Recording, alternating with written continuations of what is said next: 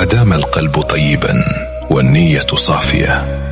هات ما لديك يا دنيا، نحن لا نخاف الخسارة ما دمنا لم نخسر أنفسنا، ولا نرتجف من العواصف ما دامت أرواحنا ثابتة. قد تتعبنا الطرق لكنها لا تفسد المقصد، فالطيبة ليست ضعفا بل نقاء لا يهزم، والنية الصافية درع صامت لا يخترق.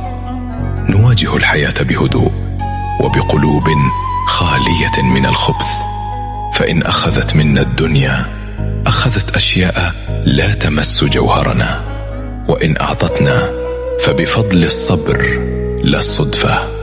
هكذا نعيش بسكينة وثبات مهما اشتدت الدنيا.